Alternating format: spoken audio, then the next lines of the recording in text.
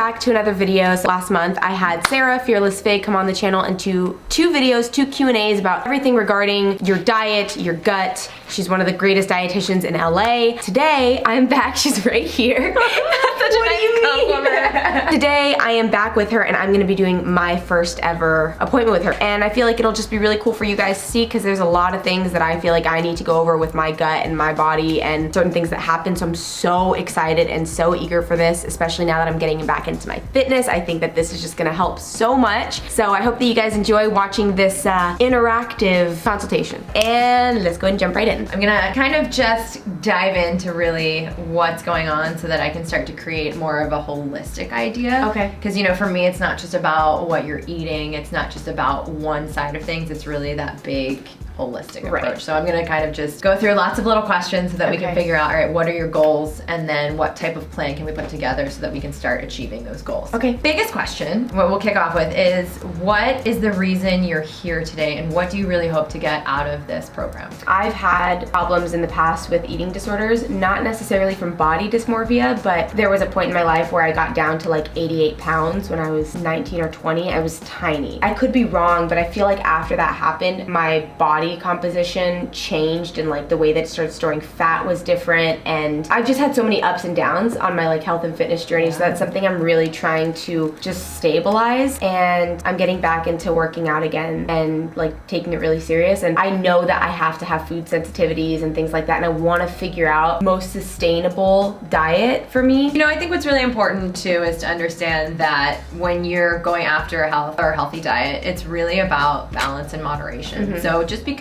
you have a cup of noodles, because you have a wisdom tooth and you're in pain, like that's okay. Yeah. As long as you're not eating it every single day, right, we're still in a really good spot. Yeah. It's just when that becomes the consistent habit where it's like, oh, well, actually it's been the last 2 weeks, every single night I've had a cup of noodles. But really what I always think about too is if you want something, we have to eat it. Because when we focus on something, when we restrict ourselves from something, that's when we become a little bit more obsessed with it. Because whatever you're focusing on, that's where your energy goes. Yes. So whenever you deprive, you're like, oh, I can't eat that cookie, I can't eat that cookie, I can't, I'm not allowed to. That's why diets don't work. Yeah. Because you're so obsessed with this idea of all of the things that I can't have, that your body is just like always subconsciously thinking about it, and then you're dreaming about it. So it's really about kind of shifting that mindset and really saying, okay, what is healthy, and let's set up a better definition of healthy. Because you know, if you're like, yeah, I had a cup of noodles and then I went and I had a shake and then I had something else that was really filling and great, then that's totally fine. So we don't want to be in this place where it's like, this is a bad food and this is a good food. Because everything can be good. It's just about, all right, are we taking the time to enjoy it? And how does the rest of our diet kind of balance out and look? So when were you down to your lowest weight? How old were you? I was 19 or 20. When did you recognize that that wasn't the best for your body? When I started feeling really sick. When the doctor told me, they were like, if you keep this up, you're gonna lose your period and then you won't be able to have babies. And I was like, oh, got it. Okay, cool. That, and then I'd gone through a breakup. And so when I came back home, because I was living in San Diego, I just started eating. And then I put on like 30 pounds in 2 months. I mean, I knew that I was like too thin, but when I moved back home, I think it was almost like all the stress was off, and that was probably what was holding back my appetite. So when I came back home, I just was eating everything in sight. And how did you feel? Terrible. So you felt terrible when you were? Yeah, because I went from like I started binge eating after, because I was just like slamming down. I don't know where the appetite came, and I was like, I'm gonna eat everything. And where are you at right now with your food? Do you feel like it's more of like a binge thing, or do you feel? No, it's what it is right now is like during the day I can be good, but at nighttime, like before I go to bed, that's when I want to buy Reese's and hot Cheetos and Gatorade. And this, Riley knows, because I'm always like, let's go to 7-Eleven. It's like 11 p.m. I'm good during the day, but at nighttime is when I just like want garbage food. And I mean garbage, and I want it in large quantities. Yeah, and you know what? I see that frequently when people aren't eating enough calories or eating enough macronutrients throughout the day. Because you can restrict, you can, you know, kind of go about the day, be busy, but then once you're relaxing, once you're calming down, your body's like, oh, wait a minute. I'm still hungry.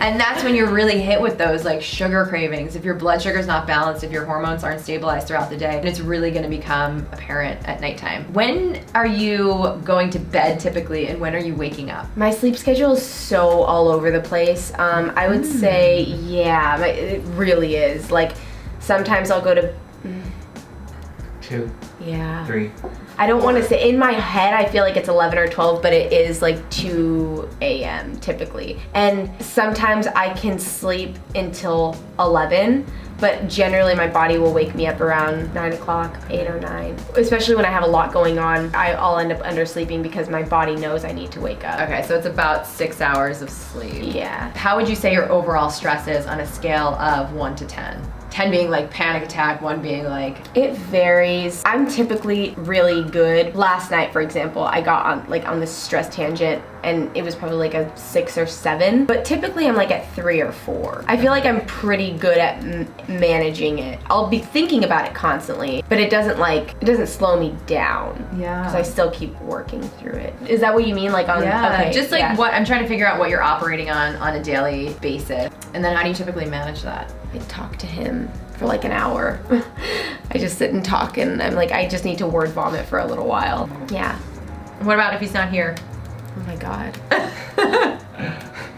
Riley, I actually have no idea. She'll typically text me or... Oh yeah, or I'll text. Or I mean, if I really have to be alone in it, that's when I can't do anything. I'll just sit and I just process it. It like paralyzes me where I'm like, I can't move right now because I'm so focused on the stress of it all. But if I have someone to talk through it with, I just need like 15 minutes of positive affirmations and then I'm good. Yeah. And I'm just asking because stress is such a big part of your metabolism, your journey, right? Everything with your health. It's so critical to understand where that stress is coming from and how to navigate it, because it's gonna be there. Like, I can't say like, just meditate and your stress will go away, because that's not realistic. But when you hit that point where you're like, okay, you know, I know that when it gets stressful, I can talk to someone, but if he's not there, what do I do? Like, just having another space or another piece of, like, another tool essentially, where you can be like, okay, the stress is coming, what can I do to manage it? And that's really where I like to talk about like your stress toolbox. Okay. And even if it's breathing, if you're in that like paralyzing fear where you're like, okay, let me just breathe, because when we keep that stress, that can prevent you from sleeping as well. That can increase inflammation, which causes your body to retain water. It can make your gut more permeable, which makes these food allergies potentially, or food sensitivities. So when we're looking at, you know, just the fact that you mentioned, oh, well, sometimes, you know, I think there's certain foods that I react to. Yes. If you're going on stress, that can sometimes be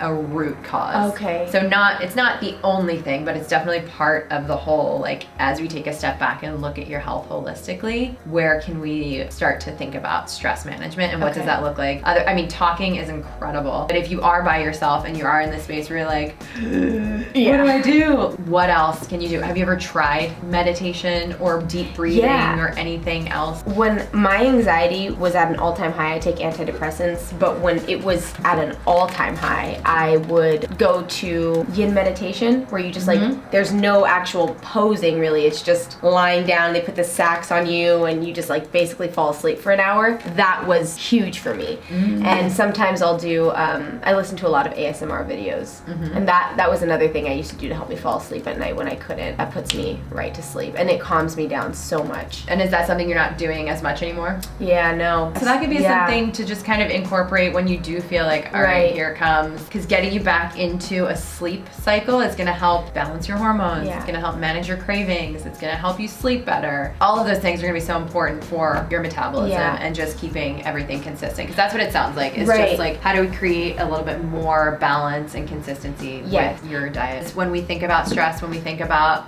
weight management, there's this big hormone called cortisol. And cortisol, if it's not spiking in the morning like it should be, then when you wake up, you're gonna feel like it's physically impossible to get out of bed, and like you have to fight everything in your life just to get out of bed. Yeah, that could totally be a thing. I never even considered that. And that kind of goes back to the stress. When we are operating in that fight or flight or that high stress level, we're asking our adrenal glands to do a lot. So like when you're constantly under chronic stress, our bodies are just like, it's like that going, doing. And it's hard to kind of shut down. That's when it can be hard to go to bed. And that's when you wake up just like, oh my God, because your cortisol isn't functioning as well as it could be. And it does sound like you were under a lot of stress a couple years ago. I mean, especially going through that weight loss and just restricting all of that, huge amount of stress. A breakup, huge amount of stress. A really intense workout routine, huge amount of stress. So much stress that your body can only deal with so much before it starts to like kind of decline. Okay. And that's what I'm just like, I'm always like, So I'm just gonna like store that away and Okay. see. Because if you feel like also you're getting back into a workout routine, but you're not starting to see the results that you want, or things just feel off, or your body isn't responding the same way it used to, it could be because we have this cortisol hormonal imbalance. Right. And that can come from not sleeping well, that can come from not eating the adequate amounts of food at the right time, because that can mess with your blood sugar, Right. which is very linked to your cortisol. Okay. So we want to make sure that what you're eating is balanced, and also that you're sleeping. So again, we just got to get some more balance. But the thing that I do, so yes, I'm a dietitian, but I'm also functionally based and a functional practitioner, and that's where I'm like, all right, yeah, you can get out of balance and we can restore it through lifestyle, but sometimes you get so far out of balance that like we need to bring in some testing and we need to bring in some supplements and just really say, okay, is your body kind of at this point where we need to give it a little more love and attention? Right. Is it beyond,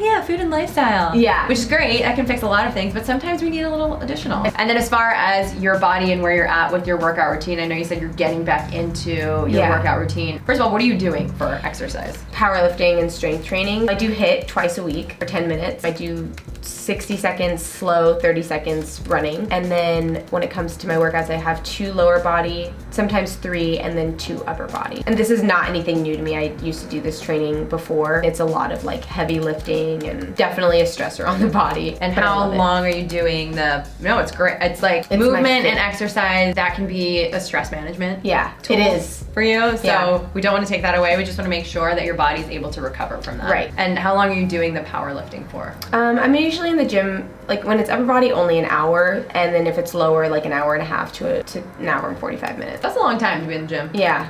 When did you get back into this routine? Oh man, literally like this specific routine just started this week. Okay. But before that, like I was taking workout classes similar to it, but it was they were only like 30 to 45 minute workouts at a studio, and I did that for like 6 weeks. How was your body responding to that? I lost 3 inches of fat, which was good because I was going for weight loss. But yeah, my body does respond to the workouts. I'm the happiest with my body when I'm short. I'm 5 feet, and I'm the happiest with my body when I was weighing between 110 to 115 pounds. Right now, I weighed myself today. I was 121. So I'm the happiest, and my body looks the best when I'm there. But it's also like when it's lean muscle mass too. So it's not just the way that it's not that I just like that number. It's that I remember when I was 115 pounds and I was a little power machine and I had a ton of muscle for at least being a short, tiny person. And that's when I'm the happiest with my body. Well, let's give it some time. Yes. You know, like give yourself like a month just Right. to kind of get back into the flow and see results. Your body Right. needs some time to change. But the fact that you were doing those classes and did see a response,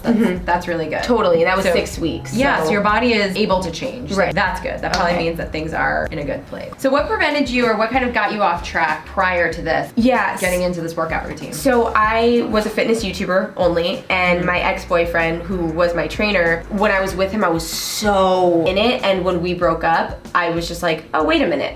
I'm just gonna take a break for a few months. Or like, you Totally. go, first of all, you go through the pain of a breakup, but secondly, he was my trainer, and we kind of, you have to take some time apart, and so I didn't really have that programming, so it was just easy to be like, I'm just gonna take a little bit of a break, and then a hiatus turns into like 6 months of not really being consistent, or you go in once a week or twice a week, and then I just completely fell off at a point where I hadn't gone to the gym in months. And so I kept going through this back and forth of like getting in the gym, falling back out, getting in the gym, and then I would get sick. This is something that would happen a lot, is I'd be in the gym hardcore for like 3 weeks, and then I would get like the worst cold or flu. And by the time I was good, I was like, oh, I don't want to have to start from scratch again. So you were just getting colds and just Cold, yeah. when you'd ramp it up, your body just I would just get a wasn't able to virus. keep up. Yeah, I would just get a virus every time. Okay, cool. Let's talk about your digestion, because Yes. that's not the only thing, but it's very interesting. Yeah. So overall, how would you say your digestion is generally? And then I'll kind of dive into more. I will say I have regular bowel movements in the morning. Like typically, it's like the kind where I'm lying in bed and I'm like, whoa, gotta go right now. It's like, it's ready. So that is good. I poop like once or twice a day. And then as far as the way that I digest food, there are definitely foods that I know make me bloated. Pasta, starchy foods. I feel like that pasta's like the one thing that I've only ever really taken the time to notice. Makes me feel bloated and crappy after. All right, have you this, where would you say as far as consistency? Oh, cool. Basically, this is just, instead of like, trying to visually describe it, where would you say your poop, what does your poop look like? Between these two. Okay. Yeah. Fabulous. Sometimes like that. Sometimes. Well, that could just be if Sometimes you're it's not like that too. drinking a lot of water. Okay, You know, like that if makes you start sense. lifting heavy and you're like getting back into an exercise routine and you're just not drinking water, that's typically what will happen here. This can be, I always get a little bit more concerned about like if you are on the looser side of things or it is kind of like falling apart. Sometimes it's like that. Then Sometimes like, it's like are that. you eating something that you have a sensitivity Hot to or your Cheetos. body's not, or it's hot When I and have it's hot just Cheetos, like, it looks like that and it's red. Like I'm like one of the first things. hot Cheeto puffs, if I have that, I will wake up the next day and have this, like I swear on my life, that type of poop, Yeah, so and your it's just body red. doesn't like it. It's high in dyes and really bad. Hot Cheetos are like so insane to me. They're like so bad. But when you look at an MRI of someone's brain, it's like if you give them hot Cheetos, their brain is like Lighting up. a Christmas tree. Oh my god, yeah. Like more so than cocaine. Oh my god. Yes. Because hot Cheetos taste so good. They're literally designed to be addictive. addictive, yeah. They said the same thing about Doritos, right? They put Yes. something in it that makes you want Yes. it. They know what they're doing. Yeah. They're literally food scientists. That's insane. So they're like, okay, how do we make our product so desirable? So just the hot Cheetos are the thing that you kind of link with this? Yes, 1000% hot Cheetos. It's like on the nights where I would have like the Reese's and the donuts and the hot Cheetos. But like this last week, I've been a lot better with my diet and this has been way more normal. Good. Yeah. So your gut is in a good spot. Yes. The thing that I'm concerned about is your immune system too. Immunity and the sleep are things that are kind of coming up for me as like, all right, what's going on? Because if you're asking your body to do more physically and it's breaking you down and making you sick, why is your body not able to keep up with that? And Probably because I'm not giving it enough vegetables. let's go into that. Think Through about what you're typically eating for breakfast, lunch, and dinner and snacks. And if there's no typical, ooh, if you have a, Well, I made a food log this week. oh, beautiful. Yeah. Generally, what would you say? What are you having for breakfast? Yeah, for breakfast. And what time are you typically eating breakfast?